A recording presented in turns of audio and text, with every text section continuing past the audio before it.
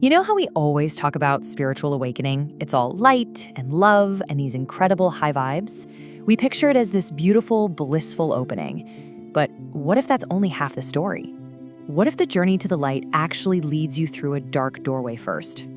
What if the very first signal that something deep is changing inside you isn't a feeling of bliss at all, but a feeling that everything is getting darker, that your whole life is starting to fall apart? It's a question that mystics have wrestled with for ages, and it completely reframes this experience, not as a failure, but as a really important beginning. You see, this journey doesn't usually begin with some grand arrival.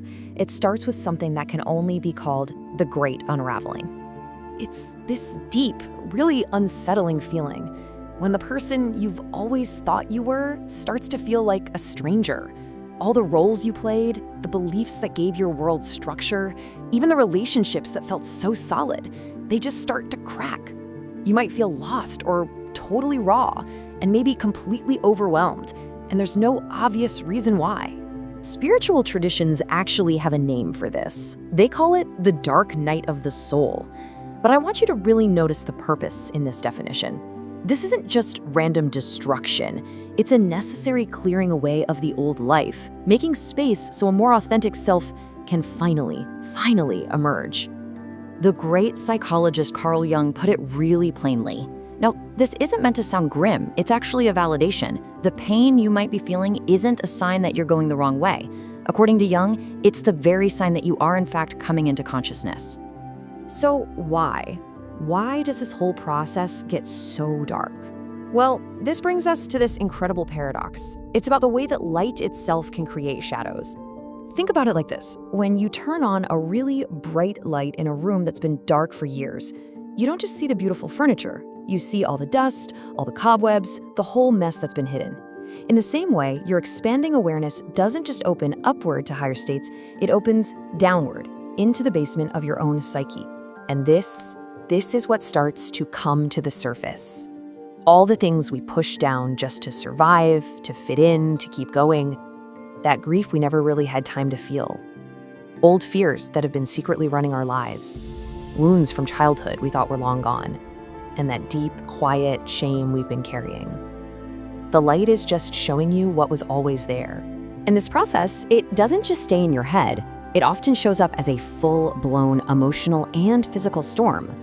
Your nervous system is working overtime, processing a whole lifetime of stuff that was suppressed. It can look like intense mood swings, random memories popping up, feeling everything from everyone around you, and just deep exhaustion. So I really need you to hear this. This is the crucial point. You are not getting worse. I know it can feel like you're going backwards, like you're losing it, but what's really happening is a profound cleansing. Your system is finally strong enough to start clearing out everything that was hidden in the dark. Okay, so when all this hidden stuff comes up, it demands a response. It calls for the active, conscious work of integrating that darkness. And this presents two very different ways to go. On one side, you have what we call spiritual bypassing. That's using spiritual ideas to avoid facing our pain. It can feel good for a minute, but it's super fragile. But on the other side, when we actually integrate the shadow, the awakening becomes real. It becomes embodied. Your nervous system actually calms down. That overwhelming sensitivity starts to turn into grounded intuition. You learn how to carry more light without breaking because you're not at war with yourself anymore. Now, sometimes this process can become incredibly intense. There's a psychological term for it, a spiritual emergency. This is when everything speeds up so fast that it just completely overwhelms your mind and body. And it's really important to know that the symptoms can look almost identical to a serious mental health crisis.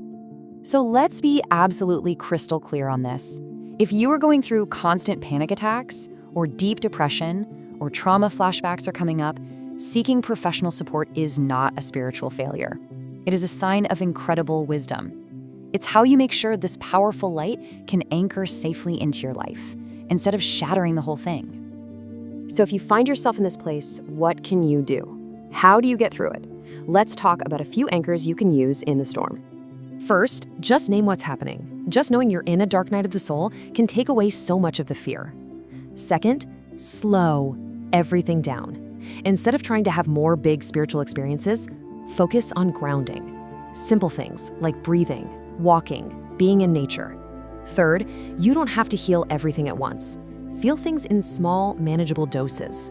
And finally, please ask for real, qualified support. A really powerful way to think about this whole experience is the metaphor of a cocoon. From the outside, it looks like death, right? It's dark, it's still, it looks like an ending. But on the inside, this unbelievable transformation is happening. An old form is literally dissolving so that something completely new can be born. So if you are walking through this darkness right now, I want you to hear this very clearly. You are not broken. You are being reassembled into someone stronger, more authentic, and more whole than you ever could have imagined. So walk slowly, ask for help, and just trust that one day you're gonna look back and you'll understand with your whole being that the darkness, it was never the end of your path. It was the doorway.